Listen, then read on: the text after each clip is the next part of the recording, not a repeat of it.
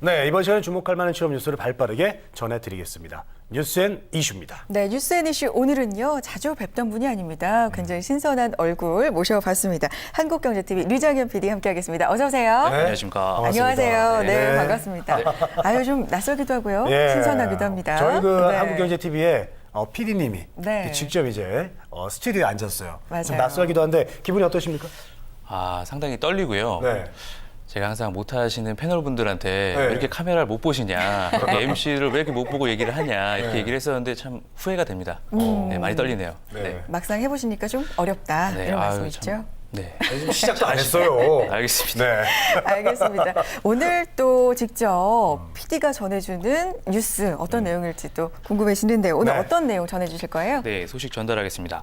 네, 현대자동차하고 현대중공업, 이랜드 등이 2일부터 신입사원 모집을 위한 원서 접수에 나서며 대기업들의 올 상반기 공채가 본격적으로 시작됐습니다. 입사 지원서의 사진란을 없애고 스펙란을 대폭 줄인 SK그룹은 3월 9일, 바로 어제부터 원서 접수가 시작되었는데요. 네. 그래서 오늘은 이런 상반기 대기업 공채 동향을 간략하게 정리해드리고 우리 취업 준비생들이 공채 전략을 세우는데 도움을 드리고자 합니다. 네, 네. 알겠습니다. 오늘 준비한 소식이 아주 그냥 필요한 시간입니다. 정말 네. 필요한 시간인데 자, 이 기업들의 채용 규모 대략 어느 정도 되는지요? 네, 주요 대기업들은 올 상반기 채용 규모를 작년 수준으로 유지한다는 방침인데요. 네. 다만 경기 전망이 불투명해서 채용 규모를 탄력적으로 조정하기로 했습니다. 그다음 현대차그룹 등 일부 대기업은 작년보다 채용 규모를 늘릴 계획이고 네. 은행권 채용은 연 1회로 굳어지는 모습입니다. 보다 자세한 공채 일정은 김태혁 PD가 준비했습니다. 화면으로 보시죠. 네, 보시죠. 2015년 상반기 채용 일정이 본궤도에 올랐습니다.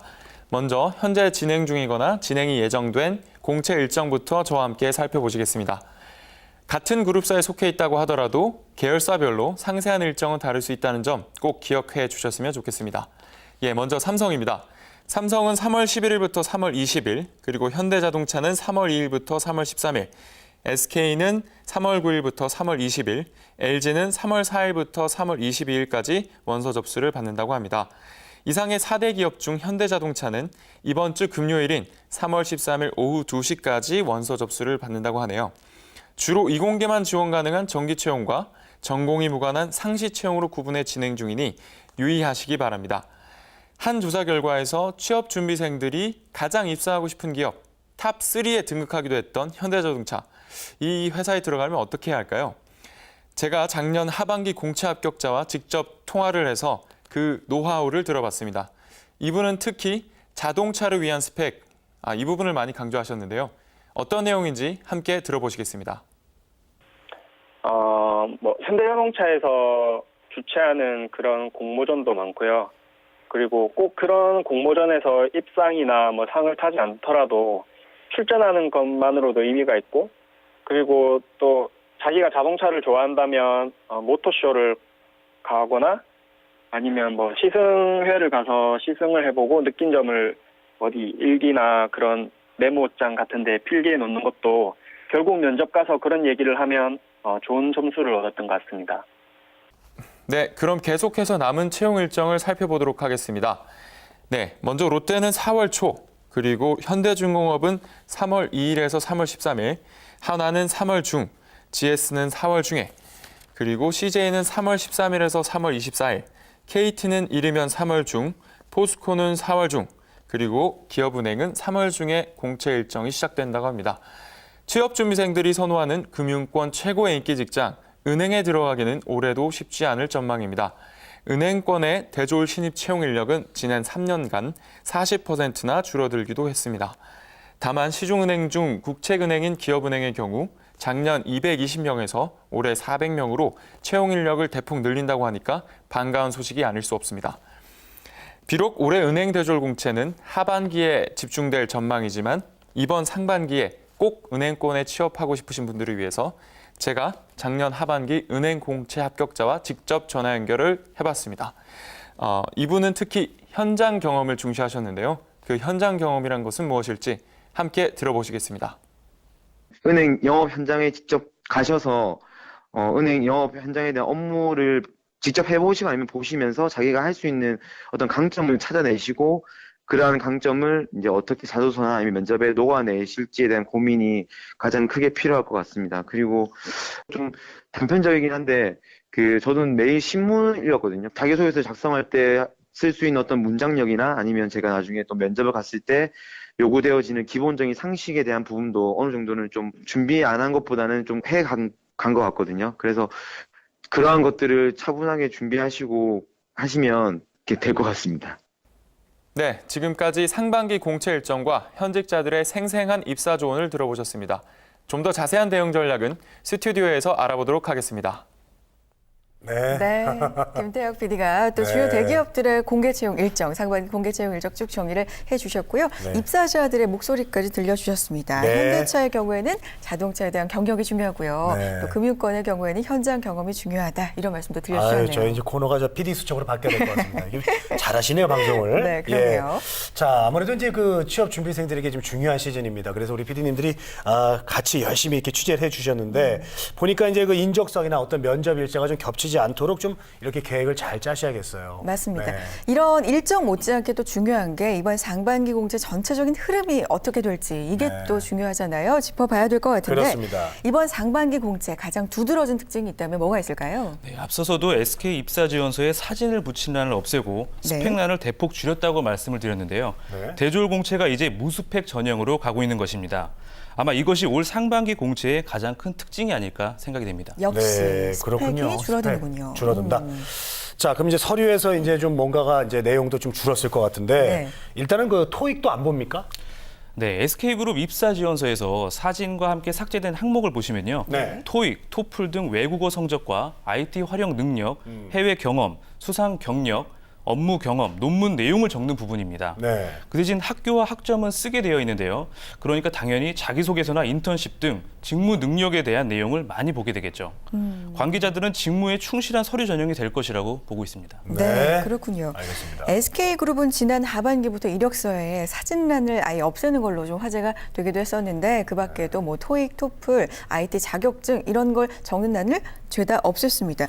SK 이렇게 무스펙 전형으로 좀 유명한데 다른 기업들도 이런 무스펙 전형 실행하고 있나요? 어떤가요? 네, 있습니다. 네. 지난 2일부터 채용을 시작한 현대차 그룹은 서류 전형에서 동아리, 봉사활동 항목을 삭제했습니다. 대신 글로벌 경쟁력을 갖고 있는 인재를 발굴하기 위해 면접 전형에서 실질적인 영어 회화 능력 평가를 강화하기로 했는데요. 네. 이달 중순부터 대졸 채용에 나설 포스코 그룹도 직무 역량 평가에서 블라인드 테스트를 도입하고 포스코 면접에서는 스펙 항목을 폐지하기로 했습니다. 오.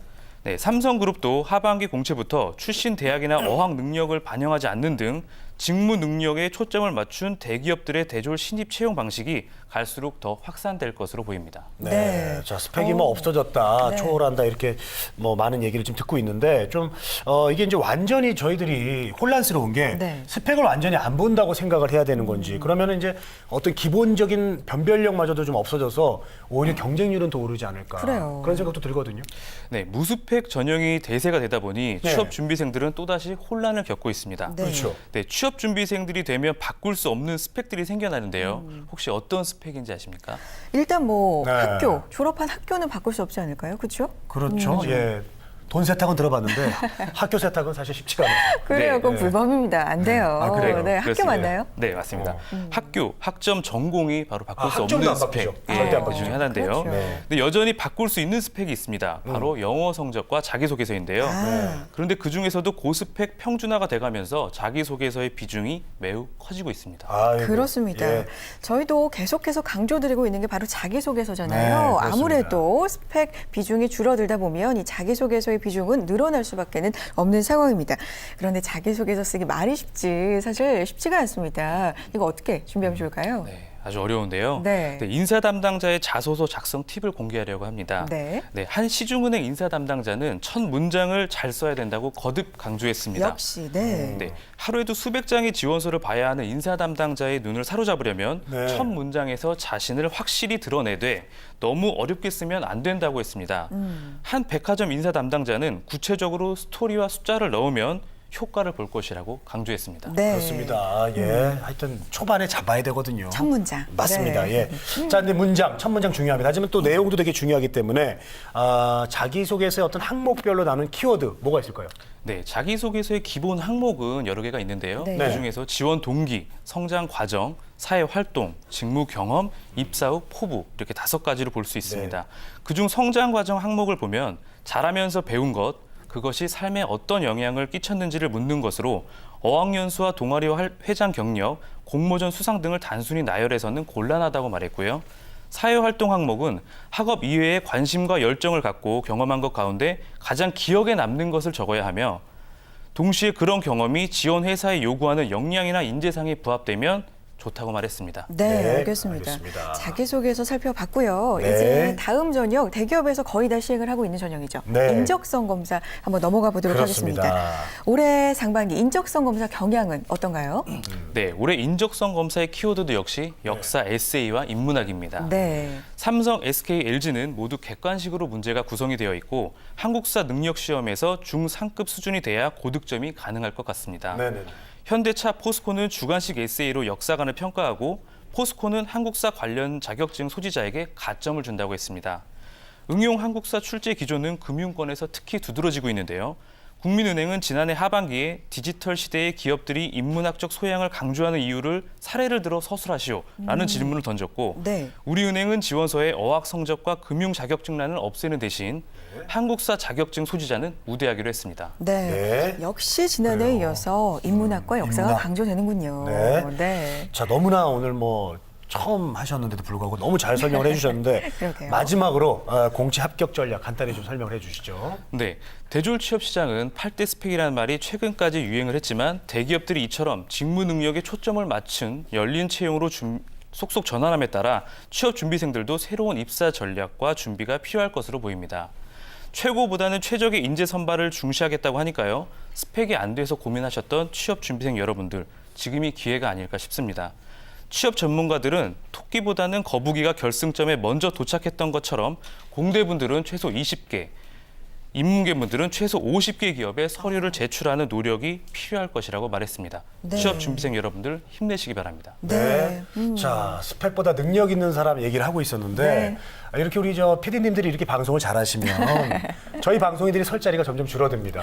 예, 오늘 그러게요. 너무 잘하셨죠? 네, 맞습니다. 자, 오늘 뉴스 앤 이슈에서는요, PD가 직접 전해주는 네. 상반기 공채 전략 함께 들어봤습니다. 이 취업 준비생들 이번 상반기 공채 전략 세우시는데 많은 도움 됐을 것 같고요. 한국경제TV 류정현 PD와 함께했습니다. 고맙습니다. 네, 고맙습니다. 우리는 취업 준비생에게 힘이 되고 싶었고 그들이 든든한 사회의 일꾼이 되길 바랬습니다. 스펙보다는 진솔한 능력으로, 학벌보다는 뜨거운 열정으로, 성공 취업의 길라잡이로, 고용률 70% 달성의 그날까지 우리는 취준생의 버팀목이 되고 싶었습니다. 취업, 우리가 가장 잘하는 일이니까요. 성공 취업의 길이 시작됩니다. 취업정보센터